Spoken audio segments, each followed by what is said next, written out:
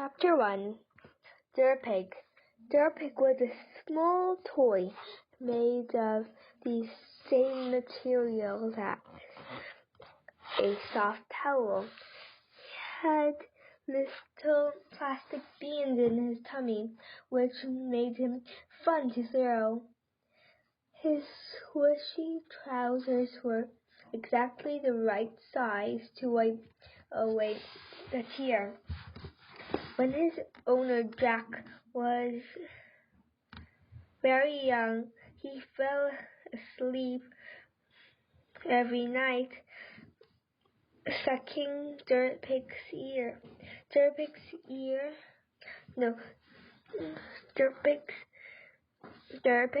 got his name because when Jack started talking, he said Durpig instead of pig.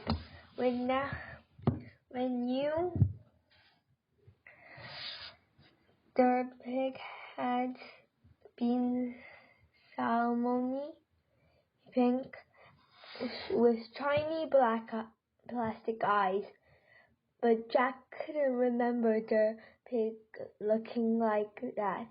Durpig had surely been as he was now, grayish and fairish with one ear stiff from all the sucking. Durpig's ear fell out, leaving tiny holes in the face for a while, but then Jack's mom, who was a nurse, sewed little buttons in place of the missing plastic beads. When Jack came home from nursing that afternoon, Durpig was lying on the kitchen table, wrapped up in a woolen scarf, waiting for Jack to take off the little bandage covering his eyes. Mom had even made Durpig a set of medical notes. D.P. Jones. Operation to attach buttons. Surgeon, Mom. After his eye operation, everyone started calling Durpig D.P. for short. From the time he was 2 years old, Jack would never go to bed without D.P., which often caused problems, because when bedtime came, D.P. usually nowhere to be found.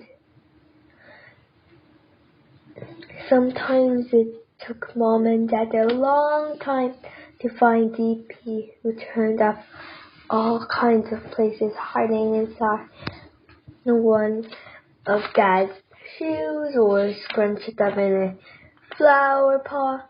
Why'd you keep hiding him, Jack?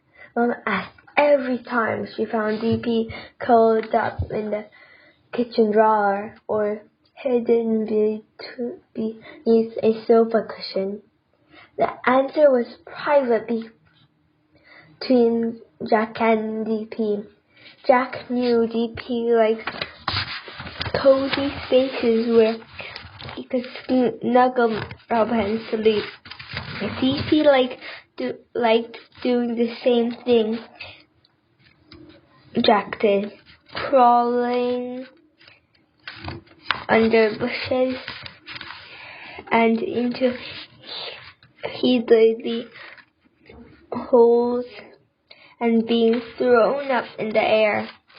Jack by his dad and D.P. by Jack. D.P. didn't mind getting dirty or being dropped accidentally in the bathroom, as long as he and Jack were having fun together. Once, when Jack was 3, he put D.P. in the recycling bin. When he heard Mom say, the bin was for recycling.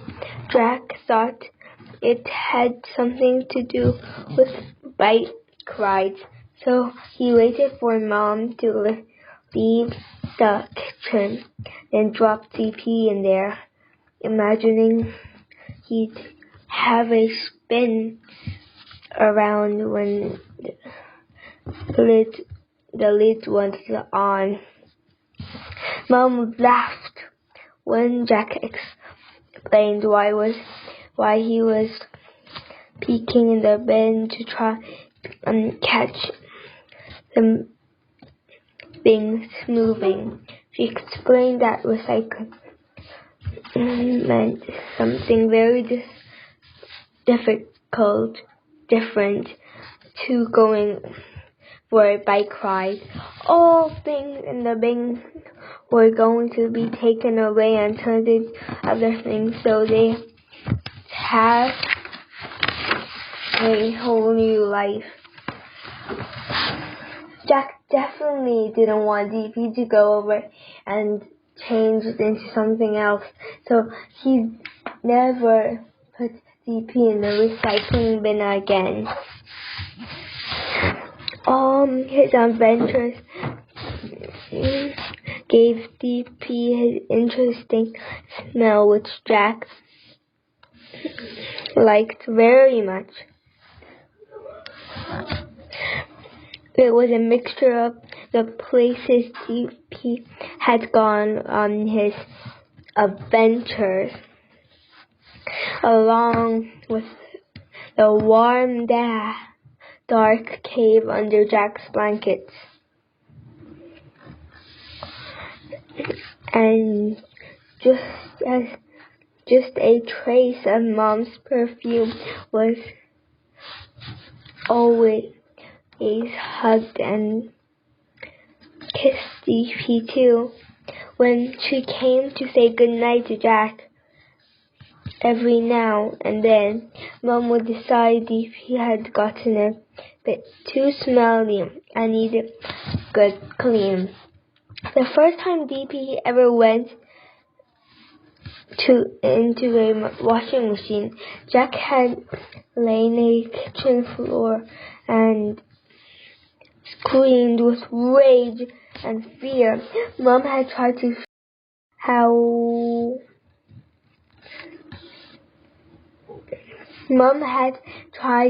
to show Jack how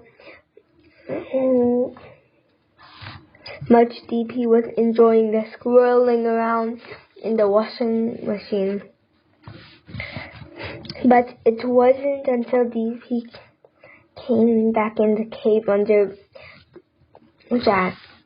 Jack's blankets that night, soft and dry and smelling of the washing powder, that Jack really forgave Mom.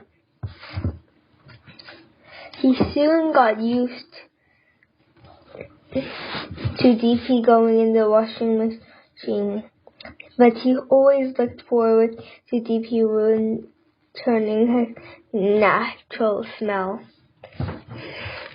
The very worst that ever happened to DP was when Jack was 4 and lost him at the beach. Dad had already packed up the towels and Mom was helping Jack back into his sweatshirt when Jack suddenly remembered burying DP somewhere, though he couldn't quite remember where. They searched until the sun was setting and the beach was almost empty. Dad got really cross and Jack wailed and sobbed, but Mom kept telling him not to give up hope and digging around with her hands. Then, just as Dad was saying they'd have to leave without DP. Jack dug his bare foot into sand and his toes hit something squashy. Jack pulled DP out, sobbing with happiness, and Dad